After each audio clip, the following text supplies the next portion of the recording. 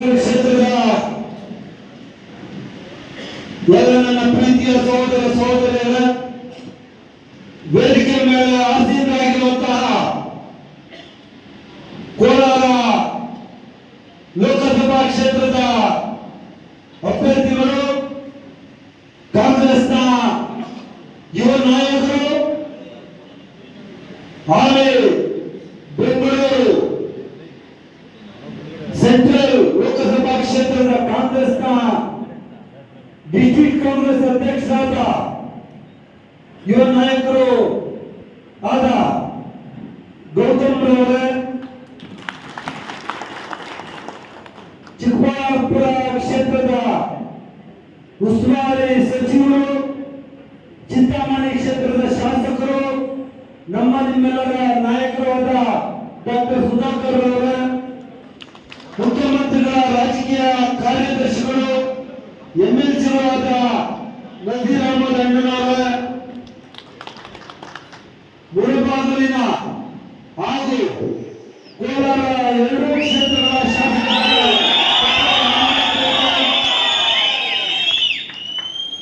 ಎಂಎಲ್ಸಿಗಳು, ಸ್ನೇಹಿತರಾದ ಅನಿಲ್ ಕುಮಾರ್ ಅವರೇ,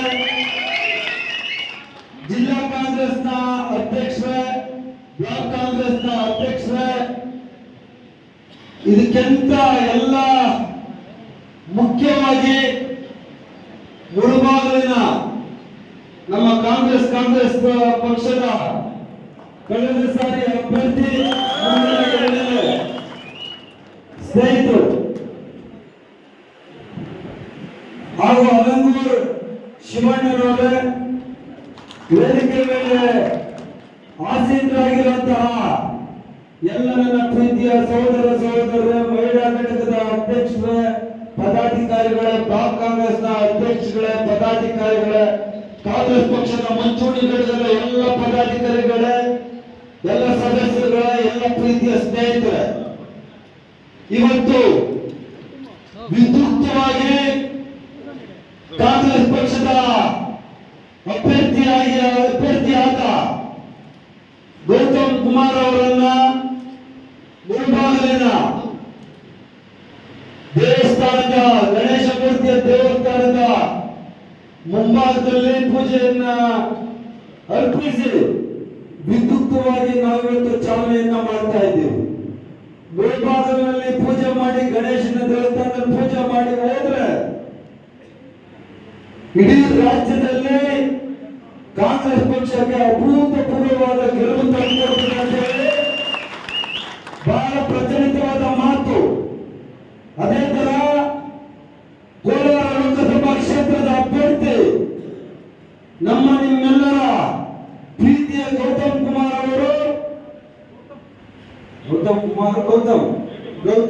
ಕೆ.ವಿ. ಗೌತಮ್ ರವರು ನಿಮ್ಮ ಕ್ಷೇತ್ರದಿಂದಾನೇ ವಿದ್ಯುಕ್ತವಾಗಿ ಈ ಒಂದು ಚುನಾವಣಾ ಪ್ರಚಾರಕ್ಕೆ ಚಾಲನೆಯನ್ನು ಕೊಟ್ಟಿದ್ದಾರೆ.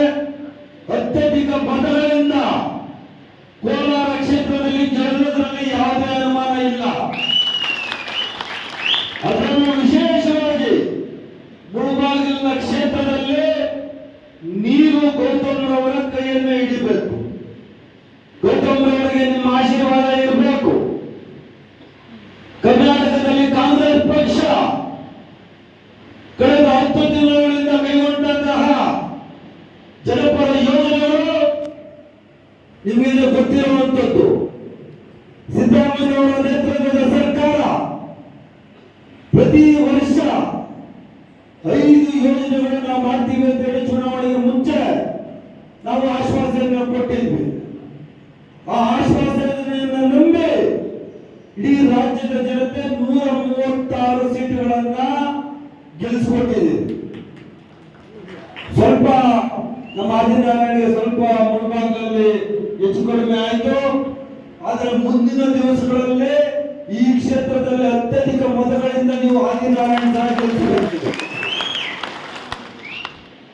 ಅದಕ್ಕೆ ಮುನ್ನೋಡಿಯಾಗಿ ಮುಂದಿನ ಗೆಲುವು ಆದಿನಾರಾಯಣ ಮುಳಬಾಗಿಲು ಕ್ಷೇತ್ರದಲ್ಲಿ, ಇಂದಿನ ಗೆಲುವು ಗೌತಮ್ ರವರು ಇಲ್ಲಿಂದಲೇ ಶುರುವಾಗಬೇಕು. ಕರ್ನಾಟಕ ಸರ್ಕಾರ 5 ಮಹತ್ವಾಕಾಂಕ್ಷಿ ಯೋಜನೆಗಳನ್ನು ಕೊಟ್ಟಿದೆ.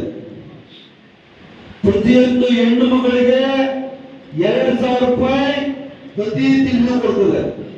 ಪ್ರತಿ ವರ್ಷ 36,000 ಕೋಟಿ ರೂಪಾಯಿಗಳನ್ನ ತಮ್ಮ ಬಜೆಟ್ ನಲ್ಲಿ ಇದಕ್ಕೆ ನಮ್ಮ ಮುಖ್ಯಮಂತ್ರಿಗಳು ಮೀಸಲಾಗಿಟ್ಟಿದ್ದಾರೆ.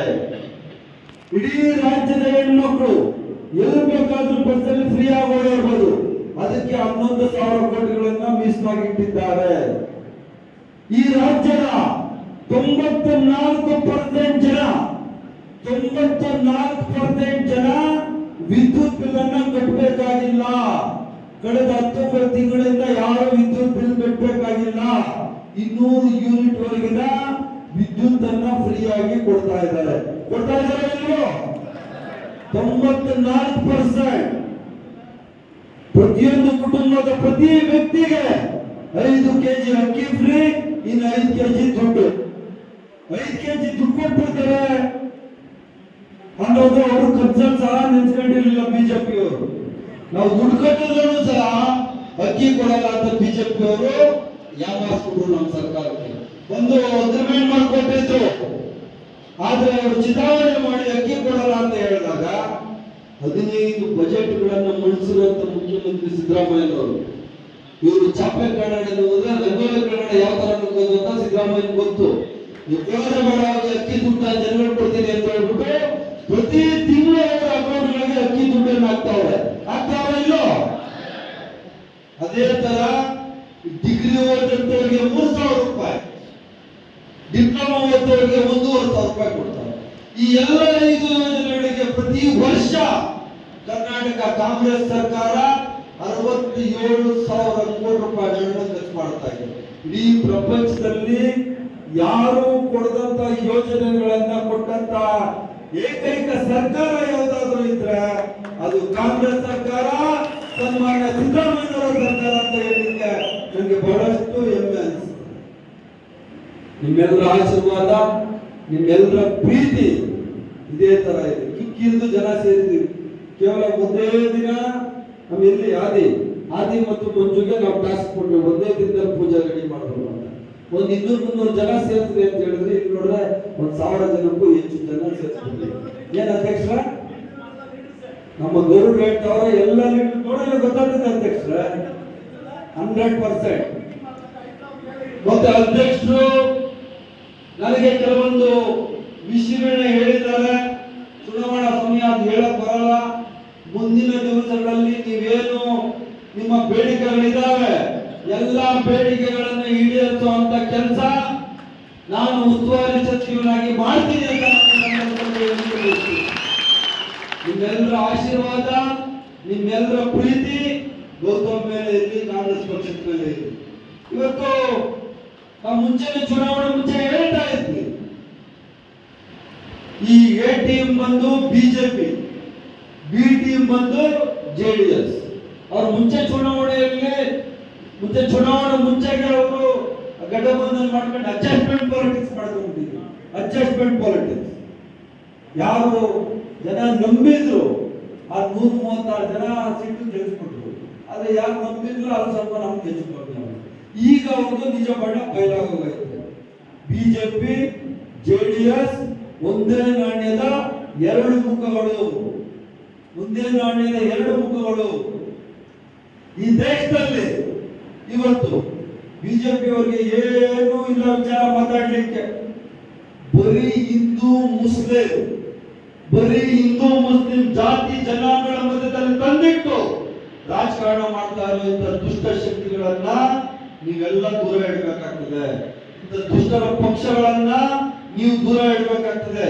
ಇವತ್ತು ಚುನಾವಣೆ ಕಾಂಗ್ರೆಸ್ ಮತ್ತೆ ಬಿಜೆಪಿ ಮಧ್ಯ, ಜೆಡಿಎಸ್ ಮಧ್ಯ ಅಲ್ಲ.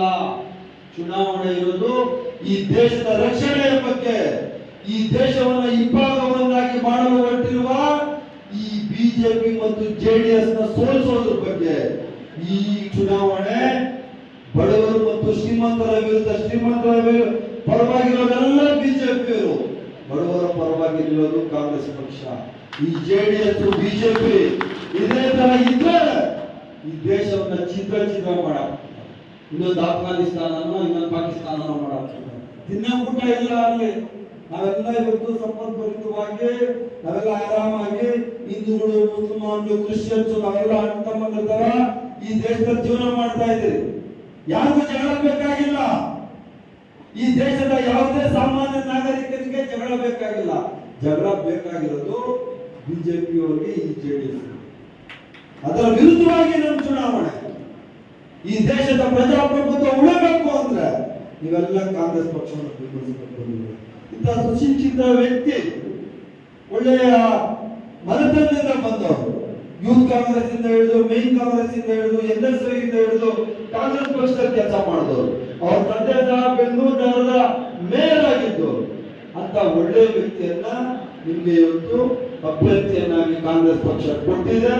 ನಿಮ್ಮೆಲ್ಲರ ಪ್ರೀತಿ, ವಿಶ್ವಾಸ, ಆಶೀರ್ವಾದ ಕಾಂಗ್ರೆಸ್ ಪಕ್ಷದ ಮೇಲೆ ಇರಲಿ, ಗೌತಮ್ ಮೇಲೆ ಇರಲಿ ಅಂತ ನಾನು ಈ ಸಂದರ್ಭದಲ್ಲಿ ಹೇಳಲಿಕ್ಕೆ ಬಯಸ್ತೇನೆ.